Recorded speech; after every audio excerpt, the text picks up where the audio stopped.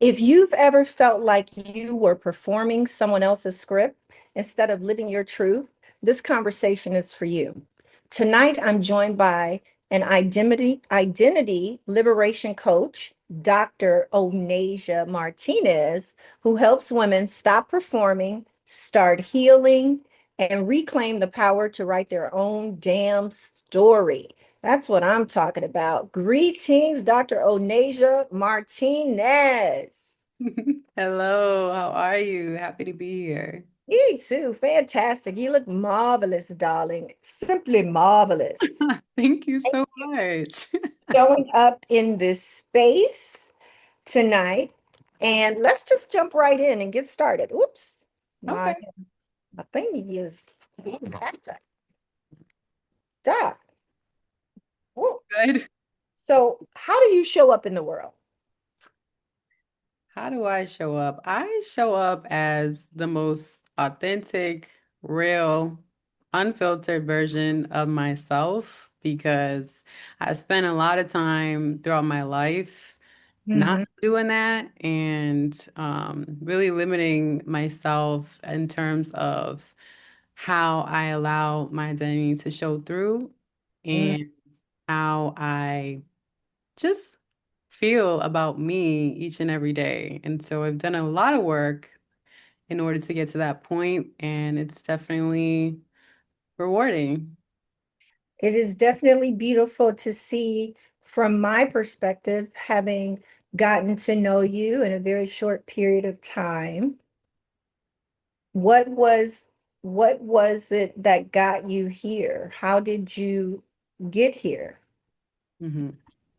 So I like to say that I've had multiple transformations and transitions throughout my life.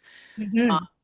The first one being that I went to get my doctorate, and that whole entire experience really removed myself out of my identity. It was like I was walking in a life that didn't belong to me. And so when you prioritize goals and aspirations and success over you, then it leaves you empty, right? It leaves you constantly chasing and constantly trying to achieve. But then once you reach that bar, you're like, what's next, right? So that's what I did. I was completely burnt out, jumped right into corporate world because that's what you do. And then I ended up starting my own practice. I was running that on my own. I was the woman who couldn't ask for help, even though Mm. she needed it, right? And simultaneously, I was the woman that my family were always calling, right? The one who was the glue in the family, even at the tender age of 24. I was the one that pretty much was the most level-headed, also the most educated, and therefore always in the mix of my family. So after I was really, really knee deep into building up the business and just again striving towards another thing, even though I already had the title of doctor, it never was enough for me. And so I was burnt out again. I was working 10, 11, 12 hours a day. I was not eating right, not nourishing my body, not exercising. I felt my body shutting down, but I didn't understand what was happening to me. I had gained 60 pounds over my usual weight. I was bloated, I had acne, I was anxious all of the time, depressed, and just not present in any of my relationships. And what I knew was that I couldn't keep going on this way, but the fact that I had always been the strong one, that was keeping me from moving forward into my evolved and improved identity. And so, what a lot of people see, which is a misconception, is that you're not burnt out, right? Women that are highly successful and highly distinguished, they don't get burnt out because they're so used to it. And I was. It was deeply rooted in my veins, my brain functioning, everything. But it was an identity dissonance, which is where your body is rejecting, right, the role, the life that you have in the current state, and it's begging for transformation, for evolution, and to transcend into that next chapter of your life. And so when I finally decided to look inward instead of outward for everyone's approval, for everyone's pat on the back, and Mm. got real about what Onaysia wanted, what Yeah, little Onaysia had always wanted, and I yeah. saw the mismatch between those two things, my reality and what I wanted. I shut it all down and I walked away from it, knowing that it was very difficult and very challenging because I wanted to keep holding it on like for dear life, right? Because that's comfort and that's familiar. And so what I was stepping into was something completely different, which is my coaching business now, Love You Girl. And not only that, but getting back to myself, getting back in the rhythm of nurturing my body, my Yeah. mind, my soul. And I could go on and on, but that took about three sabbaticals after shutting down the clinic, and a lot of deep inner work in order to get to where I am today. And I'm very grateful. I love that. So, of course, we want to know all about it. That's why we're here. So, let's talk about Love You Girl. How did was that the name of the business before, or how did that come about? Yeah, so my original first business was step-by-step balance therapy. And so that was the clinic that I ran. It was a geriatric balance clinic. And then as I was in the clinic, I was getting business coaching for that clinic. And Mm. then I got introduced to the world of coaching. I took on a client. I didn't even have a name. I think it was like Elevate Her, but I had a couple names that I was playing around with and writing in my notebook, but I hadn't really sat with anything. And so I started the coaching practice, didn't fully have the name, didn't really know what I wanted it to look like, but I just knew that I had a mission and a calling to empower other women and to hold space for them in ways that other people weren't doing. So then Love You Girl came to mind in November of 2024 Hmm. when I thought I wanted to be a content creator. I thought that's what I wanted because I've always wanted to make an impact. And for me at the time, influence and impact were one hand in hand. So every morning, and just one component of kind of like my self-love, self-discovery phase, is that every morning and every night I give myself affirmations. And not affirmations in a way that you think. I kind of coach myself to prep for the day, to get my mind right. And then at the end, I always say, love you, girl. And at nighttime, it's more like, oh, I'm so proud of you. You did this today. Like you showed up. I'm just coaching myself all the time. But I always end with love you, girl. And so what this really ended up becoming was a ritual for me, and not only a ritual, but it was a reminder that I'm loved and that I'm appreciated, and I don't have to hear it from anyone else because I know within myself. So that's where it started, and it kind of developed, not kind of, it's definitely developed into more of a movement now. Absolutely. So, tell us about the movement. What about the movement? Yeah, so now fast forward to what are we in? June 2025. The movement, so it's a whole acronym. Love You Mhm. Girl stands for Leading Unprecedented Visions, Unifying Generations, and Uncovering Revolutionary Legacies. And so essentially, it's an entire movement on helping women realize that their visions for their lives, their dreams, their goals, their aspirations they are there for a reason, right? God, the universe, whatever you believe in, has planted that in you for you to take action on it. So Yeah. it's about uncovering that, unifying generations of women who are all in different chapters and phases of their lives, right? You can be 30 years old, you can be 40, you can be 50. It really doesn't matter because at the end of the day, we all have something that we've been holding off on. Yeah. And it really is a means to just giving them permission to choose themselves and say, no, this is going to be my time now. And this is my moment, regardless of how old I am, how many kids I have, my economic status.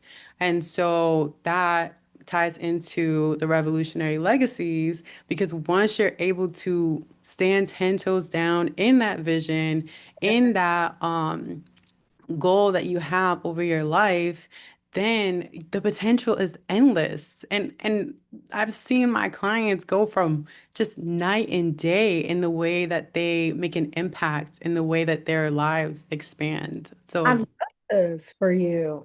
thank I you. missed one. So there's leading uncovered visions. If I get Unprecedented. unprecedented. Yeah. So it's like no one in their family has done this before, but this is something that they want for themselves. Unifying generation so that they know they're not alone in this. And then uncovering revolutionary legacies where they're able to carry through with that vision. I love that. I love that. Wow. Now that's a whole vision with a whole business acronym name. I love that. And the mission. That is fantastic. What So I like to ask this question because you know that I'm known as the Disrupt Her coach. Mhm. What would you say the Disrupt Her, and you may have mentioned it to us a little bit, but what would you say the Disrupt Her in you had to disrupt? Hmm. I could go on and on about that question.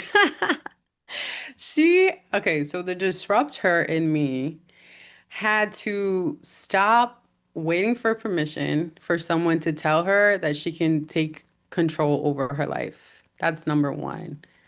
That was a really, really big thing for me, specifically being so tied to family loyalty and always, like I said, being the go-to person for everyone, being the strong one.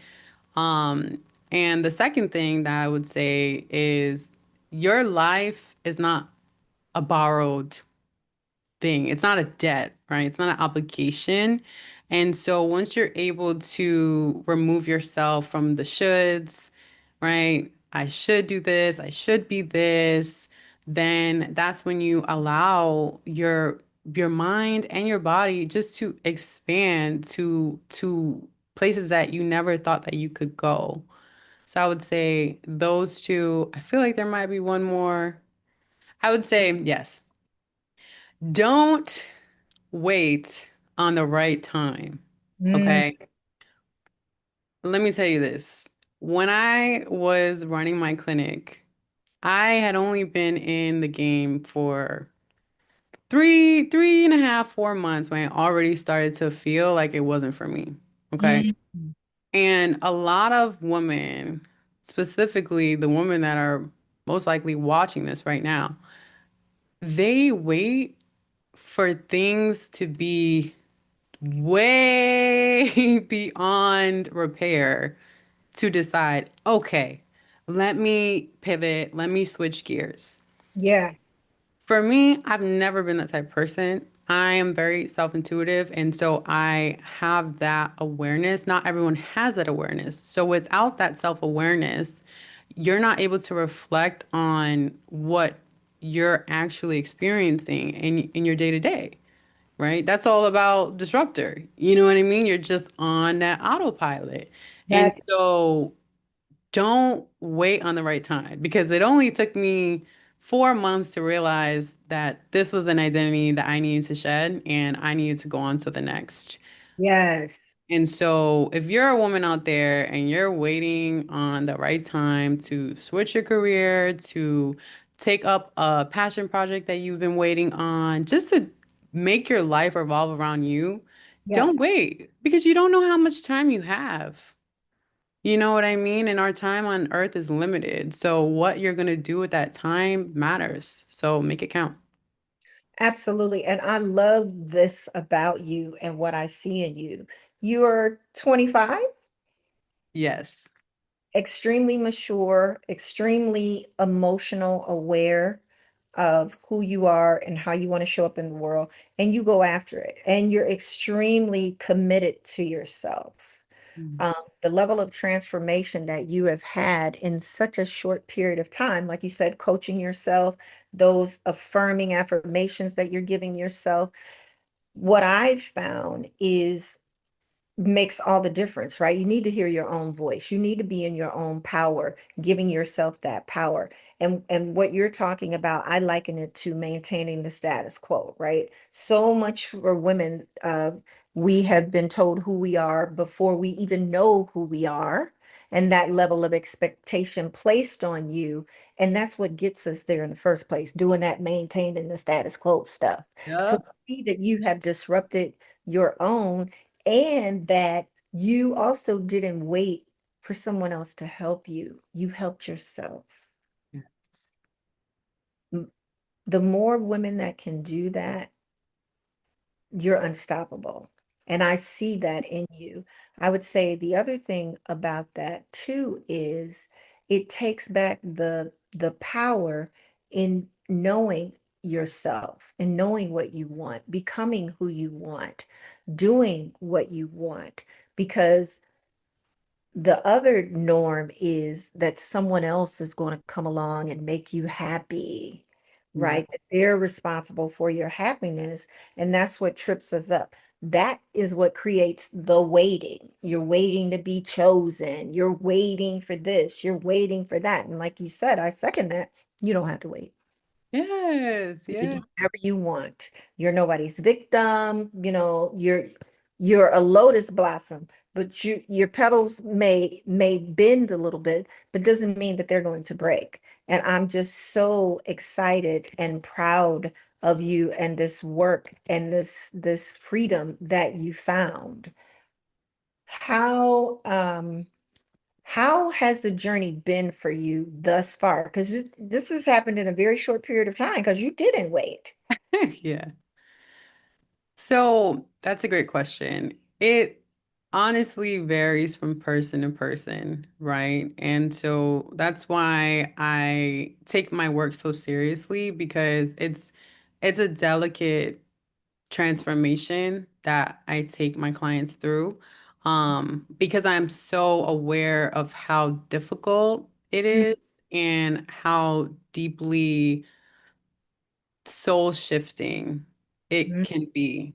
And so, how has the journey been? I'm not going to sugarcoat it. It's been really, really difficult. But what I will say is waiting and staying stuck in the before is nowhere near as difficult as it is to make that transition.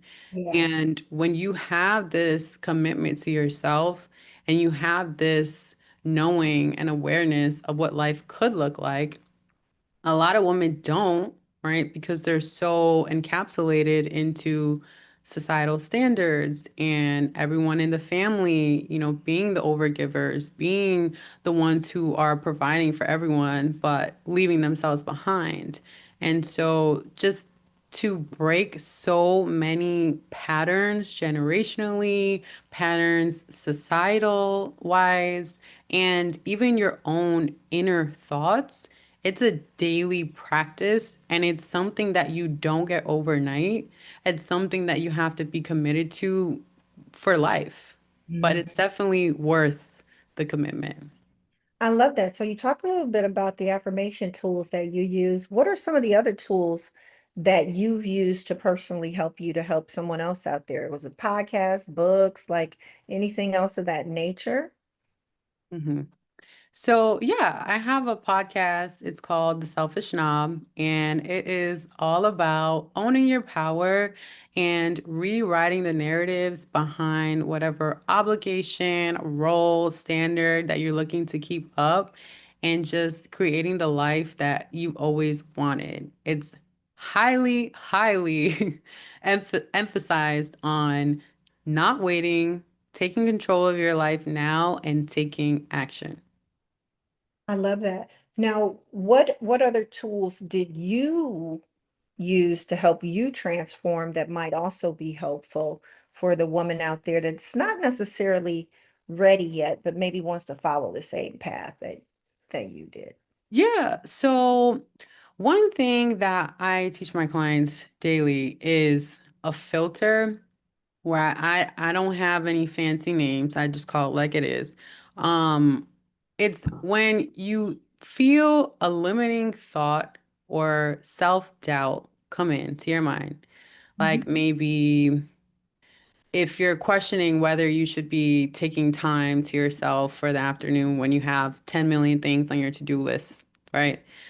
And you're feeling that guilt stirring in, as it usually does. And you're feeling that urge to go back to cleaning the house or getting something done for work. Ask yourself, do I have to do this? Right? That thing that you're trying to get to, Yeah. the thing that you're avoiding. Do I have to do this? Right? That's number one. And if it's like, well, not really, but I should. Boom. That right there, should we take it out of the vocabulary? Shoulds aren't allowed in my world. Mm. Because when you decide that you're taking a step forward towards your self-discovery journey, getting to know who you are, putting yourself first, you're always going to be antagonized by those thoughts and Mm. those shoulds. So, in order to filter out your mind, right, because it's a daily practice, you have to challenge those thoughts and create a filter to sort them through. Oh, Either this is valid, right? This is valid, or it's invalid. And where is it coming from? Oh, well, I should be cleaning the kitchen instead of getting a nice bubble bath and reading my book and lighting my candle and listening to meditation. Is that true? Right? Is that valid? Or can you do it tomorrow? And is this not more valuable right now? Who told you that? And then you think, well, my mother, every Sunday, she will clean the whole entire house. And I'm not going to stay here and do the same. No, you're not, because it's not a thought that belongs to you. It's a narrative that's been instilled in you through your environment, through your upbringing, and again, through that role that you're being forced to fulfill. So that's just one thing. Having that filter, asking, is this valid? And where does it come from? And being able to sort through those thoughts until it becomes just second nature. Ashe. Yeah, because I do believe that people learn what they see. Mm, So if, in that example, if you saw your mother cooking and cleaning and serving everyone and over giving and showing up in all the spaces, it's going to be a learned behavior. mm-hmm. I, Definitely. I love that. So what's the cost of that? That over giving and holding it all together mentally, emotionally, spiritually, the cost of constantly performing. What's that look like? Yeah, so that is a jam-packed question into one. I'll break it down using my framework. So we'll go with mindset, mentally, emotionally. So the cost of that is that you will continuously be having your mind racing. You won't be able to rest without guilt. You will always have those thoughts coming in, and it's just like being an intruder to your party. You know what I mean? Like nobody invited you. Why are you here? And it ruins your whole vibe. So you're never gonna have peace of mind, right? That's number one. Body wise is a whole nother animal. In terms of your nervous system, in terms of everything. But you're not gonna be able to give your body the nourishment that it needs because you're always gonna be in a fight or flight response. So not to get all doctory, but the cortisol hormone is going to constantly be on go, which is going to lead to weight gain, anxiety, depression. There's so many factors that impede your body, and your body is actually the first thing to signal that something is off and that you're out of alignment. Our mind takes some time to catch up, but the Yeah. body always knows. And as women that are constantly overgiving, constantly focused on other people's needs, we tend to ignore that and normalize it as in, oh, I just need to sleep more, or oh, I just need to make sure that I get my manicure next month and then push it back 4 months after that. You know what I mean? And so the body is definitely the most expansive aspect of it. And then the spirit, spiritually, you will just feel this longing and this emptiness, but it's not in a way that you don't know who you are, you don't know your purpose. It's not in that kind of way. It's just that you will always feel slightly off. You will Yeah. never fully be present, and you'll find yourself in situations where you should be happy, right? Because this is like for example, Yes. say you're having family time, kicking it on the couch, watching a nice movie, eating some popcorn with your kids and your husband, and you're looking around and the kids are having a great time, you're unwinding, you're relaxing, your husband's happy, but you'll not feel like you usually would. You won't be able or capable of being present in the moment because your body is there, but your soul is elsewhere. Yeah. I could see that. I could totally see that. That is, I think probably some of the biggest things, right? Because that is you at your core, like everything that makes up who you are. It's a combination of all of those things. Yeah. What would you say to the high achieving woman who knows she's performing but is still terrified to take the mask off? I would say it doesn't happen overnight. And one thing that I love to tell my clients is you don't have to climb Mount Everest. You just have to get over the hill because mountains are made up of multiple hills. And so, what is that first step that you can do that makes you feel like you're closer to your goal, right? So, in terms of high achieving, highly performing women, we love competition. We love competition. We love success. We love some type of achievement. So I like to shift it in a way that it's almost like a game, right? Mhm. How many times can you commit to this daily practice? How many thoughts did you filter out for the day?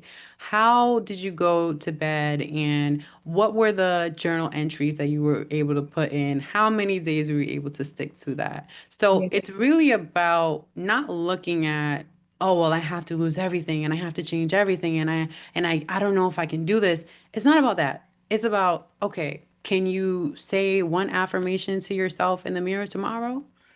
How many times can you do that in a way that you're transforming that competitive and urgency and haste into something that is going to benefit you and nourish you and fill your cup at the end of the day, but just knowing how to speak her language. That I love that. I love that. I can imagine the word on the street is just amazing with the transformation that you've been having. What is one of your proudest accomplishments in someone's life that you've been able to um, give them as a transformation?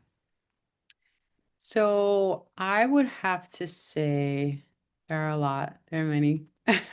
But my favorite one was one client that I had where she was very grown, but still allowing her family and specifically her parents to shrink her down to this good girl that stood quiet, that never bothered, that stood single and pretty much out of the way. So she didn't have a voice, she didn't have a choice. She was bound to their say so over her life. And again, this is a grown woman with a career, making her own money and in control of her life, but that was limiting her in so many ways, and specifically mentally.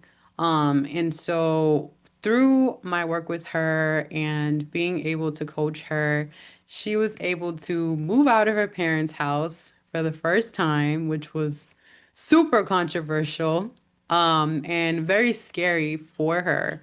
She was Yeah. also able to change her job that she had. She was in a job that she was burnt out, and they were just piling on demand after demand, but not giving her anything in return. So Yeah. she set the boundary for that, pivoted into a traveling job that allowed her flexibility, that improved her quality of life.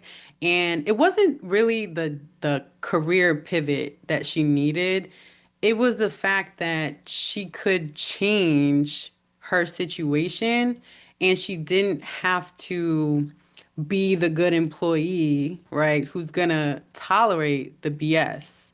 Yeah. And so, and also with the moving out, it wasn't that she couldn't move out, but it was that she was used to being, being the daughter that the parents are always checking on and making sure that she gets home at a certain time. And that sense of freedom after moving out scared her because that identity was distinctly different and pretty much night and day from who she had been this entire time. So one of the testimonies that she gave me was that she wouldn't be the woman that she was today if it wasn't for me, and that I've changed her life forever and allowed her to witness a level of freedom that she never would have known if I hadn't had walked into her life. So, Love that. That's so rich.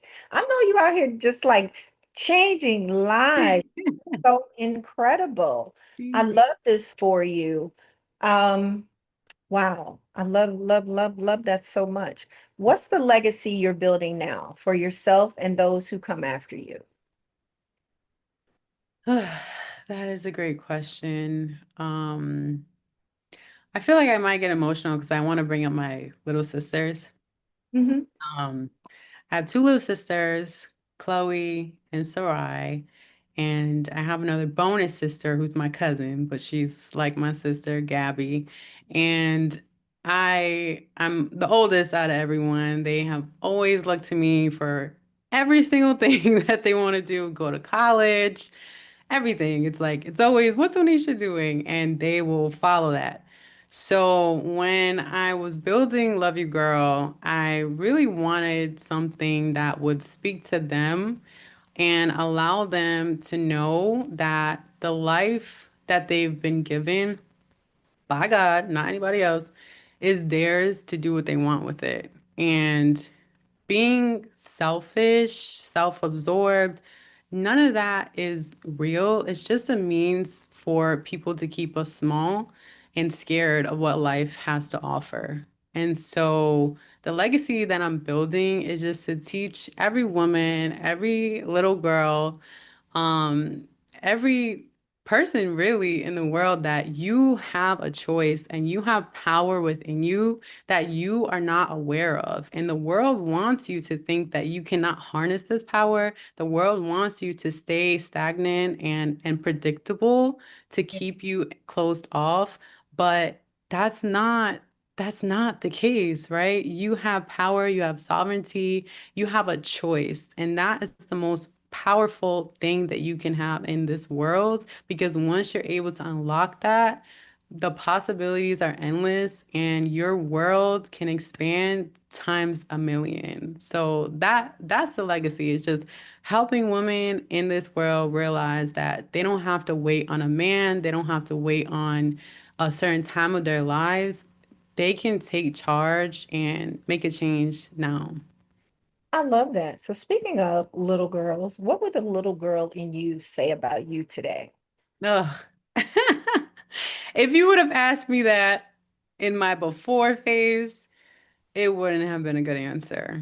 And that I just have to plug that in because that's why I feel so much pride for myself now because I was able to reflect on that, Yeah. name it, and process it so that I could change it. And so the little girl, the little Onaysia, let me just give you a little picture of her. She would dance and sing and hop on the platforms and do whole performances for everybody, not caring who saw. And I lost her, right? For a long time, I lost that girl and I stuck to roles and I stuck to expectations of other people and I made her so small that I could barely hear her voice. And so just being able to turn the volume up, bring her back out has been phenomenal. And it's been such an amazing journey. And I know without a doubt that little Onisha, she's right here before you. She's Yeah. standing right here. So is she dancing out loud now? Yes, yes. Nothing like a dance party break, let me tell you, all by yourself. Hey, I love that. I love that. Well, share with us this lovely work. What offering do you have? What do you got Yeah. going on? So I have a coaching program right now. It's called Her Time Now, and it's about reclaiming your time, your energy, and your joy. Yeah. It's a 3-month coaching program, and it's for the woman who has been everything to everyone else, who has been waiting on the right time to get right with herself, waiting on the right time to pivot into that career, just to get into that new chapter of her life. Yes. So, what I take these women through is being able to name the identity that you're in now, the fact that you're not able to fully receive that identity, and the cause of it being that you're in a method or modes of transition into something more refined and into something better. And so, that process, like I said earlier, can be very daunting. It can be very scary because you don't know what that next step looks like. And so I help guide women through that process so that they can grieve that old identity. They can take what they want from it Mhm. and leave the rest and step into their next evolution of a woman and their new chapter in their life. So I'm Love really it. excited about it. Yeah. So where can they find you? How can they get in touch to learn more? Yeah, so you can find me on LinkedIn, Instagram, TikTok. It's all the same at Dr. Onaysia Martinez, DrOnaysia Martinez. And then you can also follow my podcast. It's The Selfish Snob. The links to my coaching program are there. And then also my website, which is loveyougirl.com, LUVUGURL.com to learn more. I love this so, so much for you. Is there anything else that you like to share that maybe I didn't ask? Um, yeah, I would say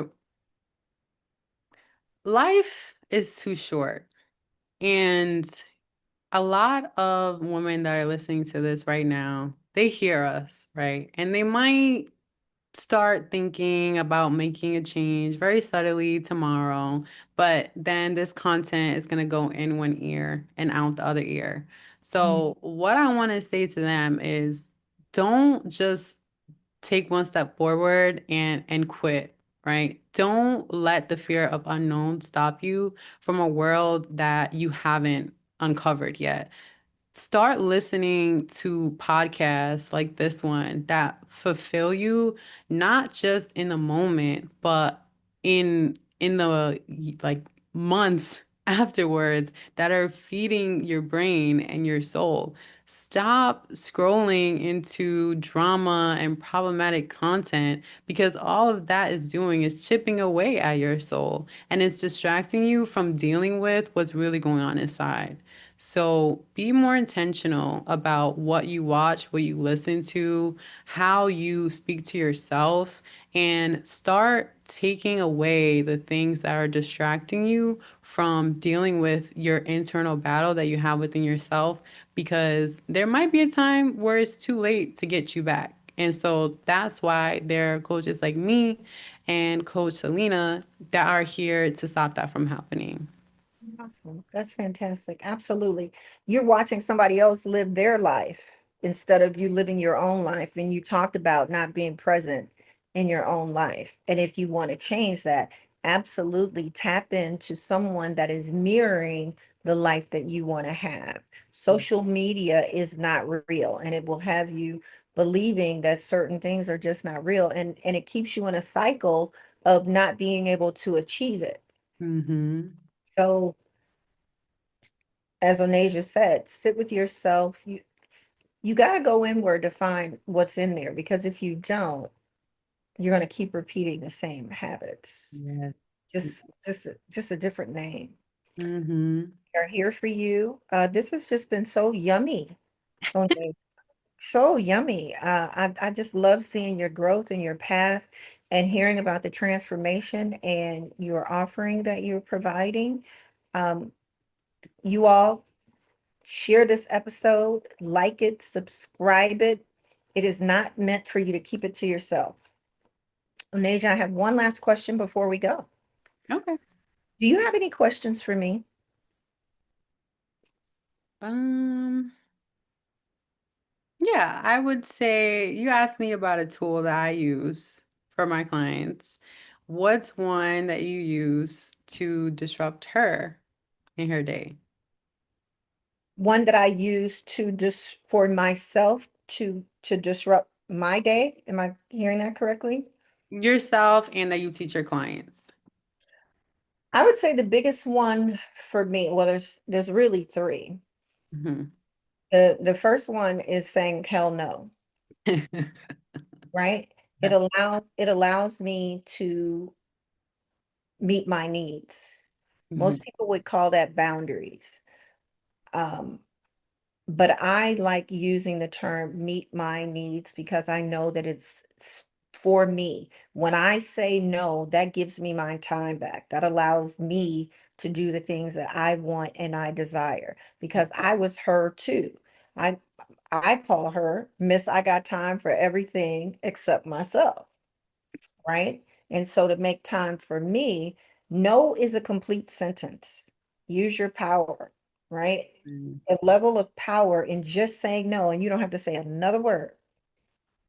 No without explanation.